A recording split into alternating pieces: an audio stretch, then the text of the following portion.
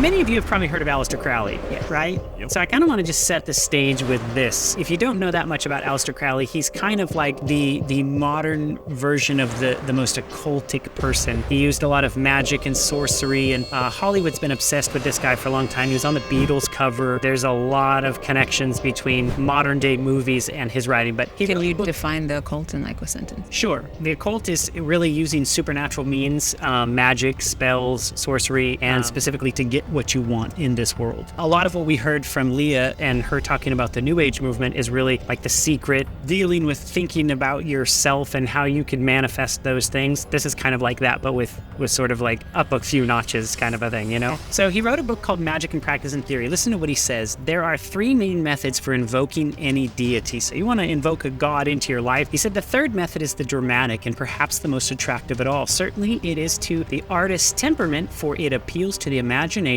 through his aesthetic sense. Let me put that in layman's terms for you. If you want to invoke a spirit into your life, he's saying that one of the 3 great ways to do this is through acting. And it's interesting that Hollywood is very into this guy. Socrates, you know, he wrote a lot about the muse. What is a muse, do you know? An inspiration, right? It's an inspiration. Like, yeah, what gives you your inspiration? And this is what he says. In like manner, the muse, first of all, inspires men herself because they are inspired and possessed. They are simply inspired to utter that which the muse impels them to do. And you talked a little bit about this on the show. You know, it's like, you know, you've got these voices that are talking to you and inspiring you to do this or to do that, right? So Socrates is saying the same thing. For not by art or by knowledge do you say what you say, but by possession. Wow. Interesting idea that he was bringing out. This came from a book called Actors on Acting. Now, I'm going to go over some history, okay? So this you may or may not have ever heard of these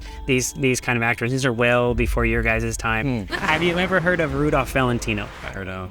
Rudolph Valentino was like the Brad Pitt of the 1920s. This guy was literally so immensely famous. His movies were all about like passion and love, and he would always get the girl, and he was like this ladies' man, right? And when Rudolph Valentino would go out in public, people were so obsessed with him that there was these crowds that would form around him. He often had to walk around with police officers because it was like riots would almost happen, right? This guy was immensely famous. But what people don't realize is that actually the movies that Valentino made were from his wife Natasha, who was a huge spiritualist. So listen to this quote. Every night Valentino's wife Natasha would hold a seance calling forth for the spirit world to help her in her creative undertaking. They would, with a pen and paper in hand, she would go into a trance and she would start writing. After the outpourings were typed out, they were brought to the set the next day and given to the director, and that's what the movies that were made. My So if you go on YouTube and you look at the movies that Valentino made, those scripts were literally handed from the demonic world. Wow. A script written in a day by automatic writing. And, you know, the human mind can't even make that happen. But these demons have already had it planned out. Who's gonna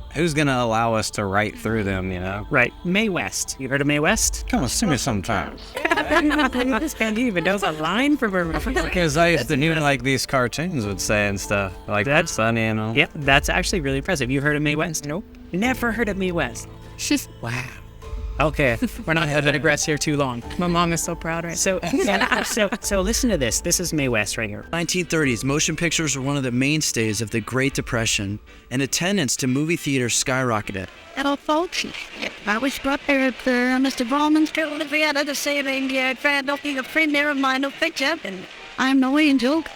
Because I didn't call it I'm no angel for nothing. Don't forget, it's image. Movie star Mae West was also known as the Queen of Sex and the Statue of Libido.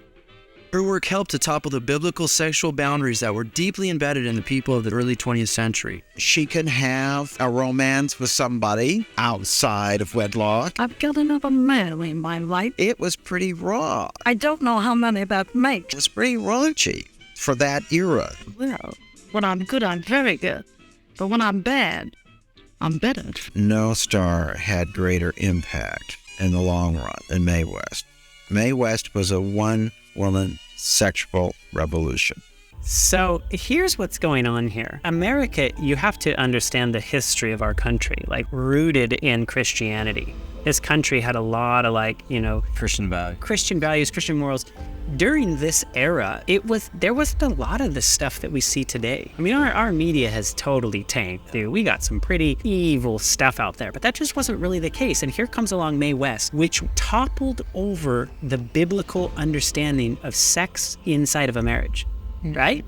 So listen to this. This is Mae West's psychic. Okay, his name was Kenny Kingston, and he's reflecting back on Mae West in her life. When she was upset that no one had been able to come up with a script idea, she would walk about her room saying, forces, please come and help me with this script. You talked about this. I would do this kind of stuff all the time. Right? I would say, help me with this path, help me with this thing that I'm trying to do. And I used to do automatic writing. And when you actually invite the spirits in, so did you ever actually have experience of that? Yeah. Wow. Like I would be trying to figure out what my next steps were, and I would ask for guidance, and then I would just start writing, and I would do automatic writing. Would you feel your hand actually moving, or is it just like whatever was coming out of your It's more just like whatever comes out of your mind, you just start writing stuff down, and then all of a sudden you have all these ideas here, and it starts to make sense. Did you feel like they were your own, or you knew exactly where they were coming from? I felt like I knew I was getting guidance. I was getting super. You're talking about that download. Yeah, Knowledge right then. Yeah, download would be different. It's more auditory, where the writing, it just flows. Wow. So she would get these forces to come into her and help her write a script. And then this is what would happen. She would begin to hear the voices, images, the plot was revealed to her. She would summon the stenographers and tell them to work around the clock. And she would lie in bed in a trance-like state, dictating as the spirits entered her. And she would write the scripts and hand those to the director, and that's what they'd make. This is way back when. We're not even getting to the modern age yet, right? So you look at Mae West's and the movies that she made. Remember she mentioned earlier, I Am No Angel, right? Or she has like the sex at the sensational Mae West. These are topics that we look at today, we don't even bat an eye because we're so used to sexual bombardment, right? But this was racy stuff back then. When you think about it, it's like the devil is writing his Bible. Think of how the Christian Bible was written. John on the Isle of Patmos getting these visions and writing for our time today. That is an excellent point. And he's working through people. And really, I know this is going to sound really weird. The Bible is a collection of a bunch of stories. And that's how we learn about God. Right. The devil has a collection of stories in a visual format. And that's how we learn about the devil's world. That's what he's doing.